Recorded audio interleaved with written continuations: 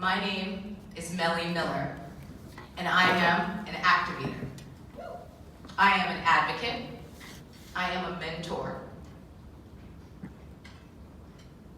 I am an innovator. I'm a banker. But to put it most simply, I am and will always be a mathematician. You all are going to have to learn how to clap a little louder than that.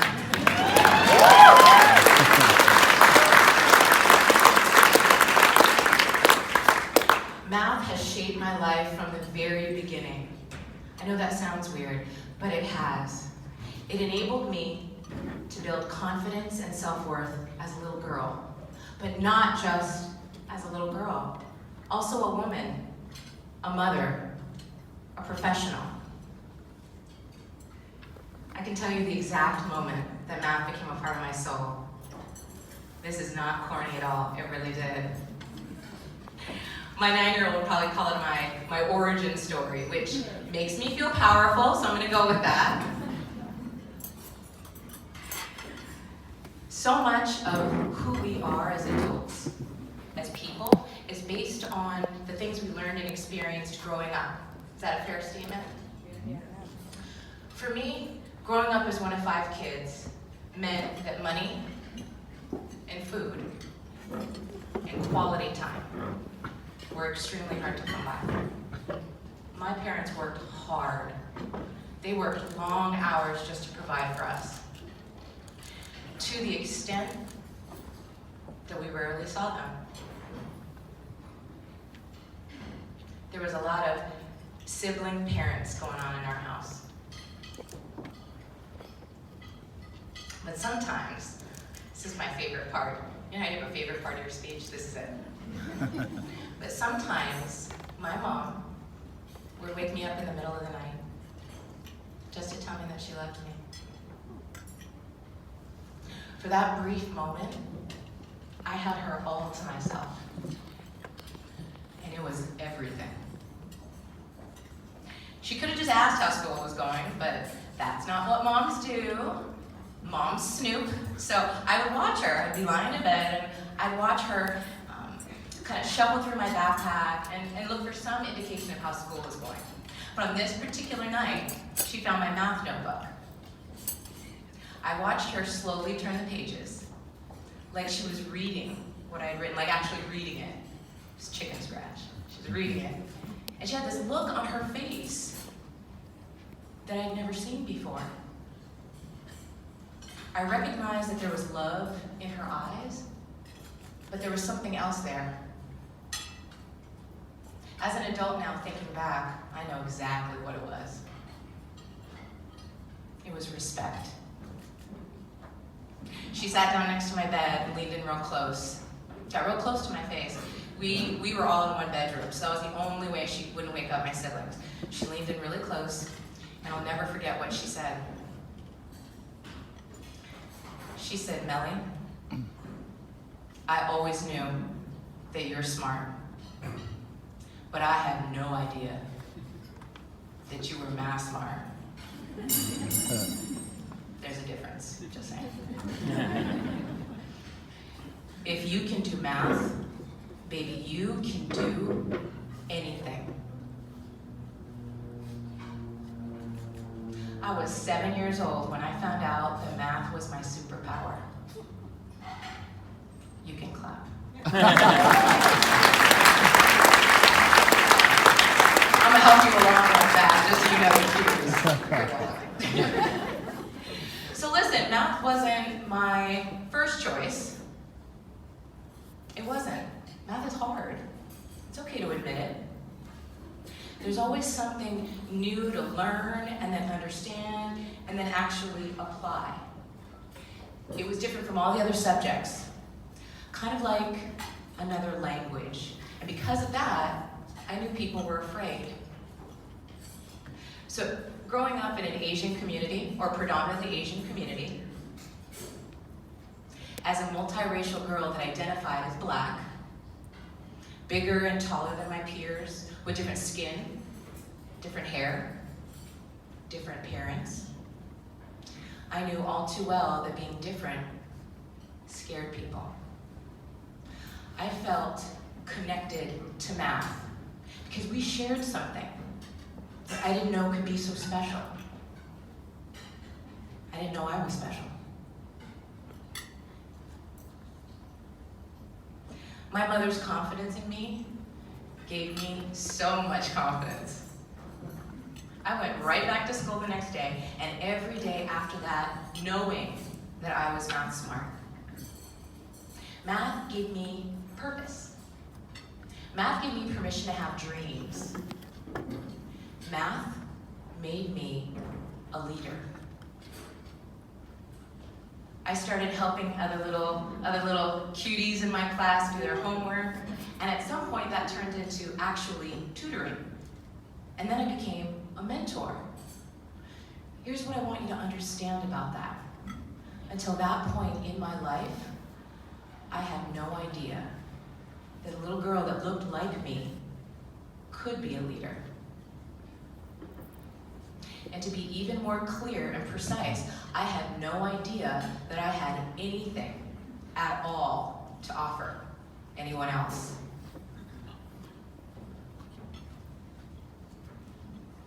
Math gave me permission to break down barriers.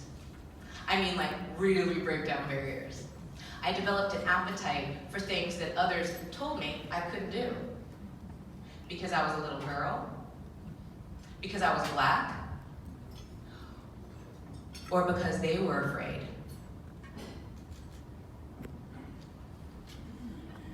President of the National Honor Society as a high school freshman. Check.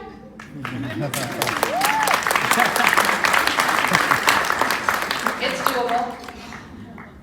Full college scholarship in math and engineering. Check.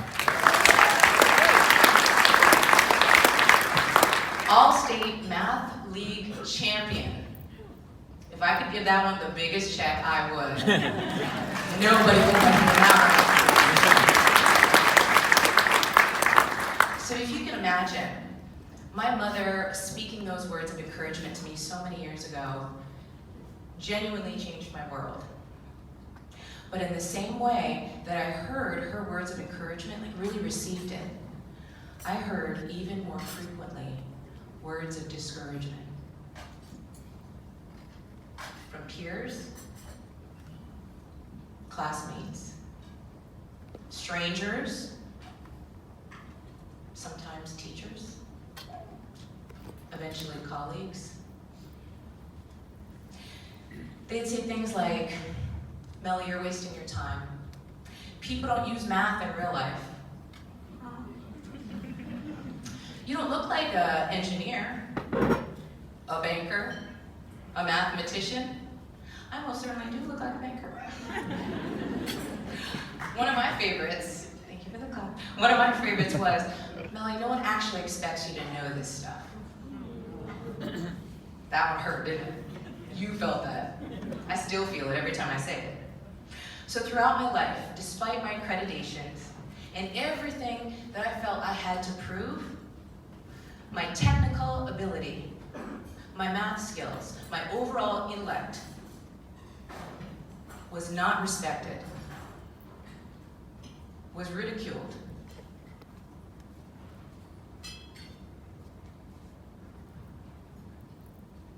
I'm pausing there because it still happens, and it still hurts. It's because I didn't look the part.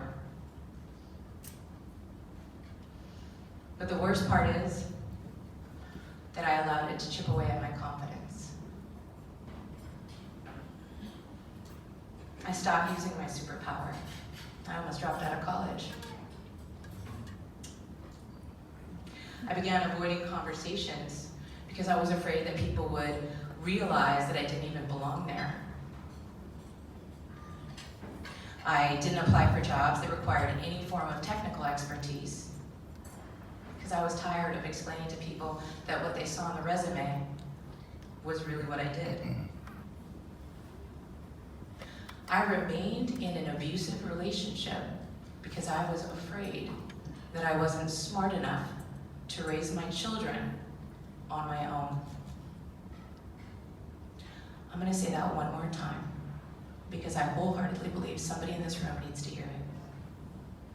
I remained in an abusive relationship because I was afraid that I was not smart enough to raise my children and be their support on my own. Real talk. As a struggling single mom with two very little, very wild little boys, low confidence, and no home, I was in the battle of my life. And I don't really think I knew how bad it was. One night, I was helping my 5-year-old son with his kindergarten math homework. So let me just take this moment to say that that was an extremely humbling experience. It's not that the math was so hard, but listen, kindergarten is the truth. As adults, we forget that the excitement of learning something new can quickly turn to fear and frustration without words of encouragement. Thank you for your service. You can get frustrated really quick. So my son, bless his heart, he was so sad. He was beyond discouraged. That boy was defeated. He was crying. And then it happened. He said the exact words that I never, ever wanted to hear. He said, "Mom, I'm not smart."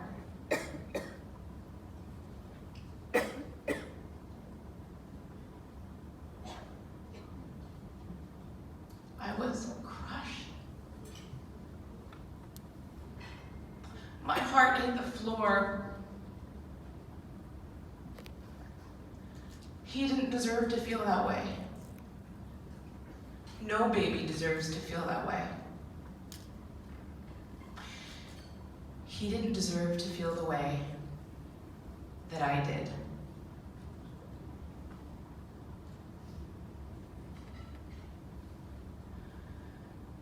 And he didn't even know what I knew. Raising children is hard. Raising strong, intelligent, bright, young black men, I knew exactly what they were up against in this world, and this was absolutely not okay. So I did the only thing that I knew to do, instinctually, the only thing I knew to be true. I got down right next to him on the floor where he was doing his homework, and I got super close to his face, nose to nose. I needed him to look deep into my eyes, hear me, and feel me. And I told him, "Baby, you are so much better than smart. You are math smart. Just like your mom."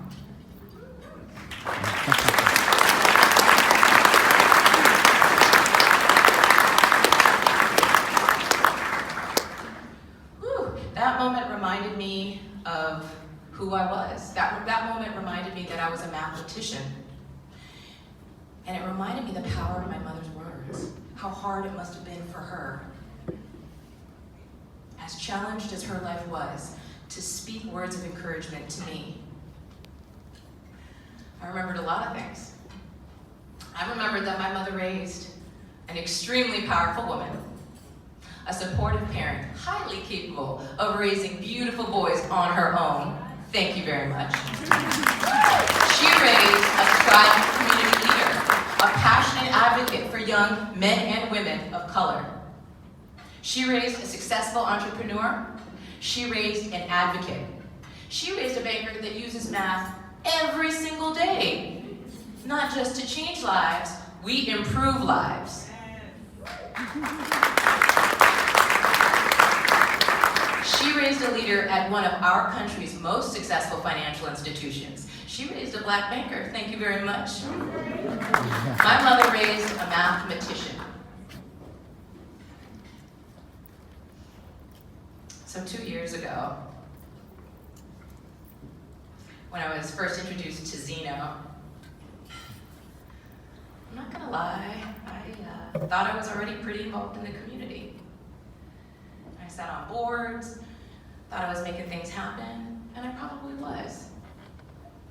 But there was something different about Zeno, something different about the team, something different about the way they talked to me and the way they encouraged me to support my children.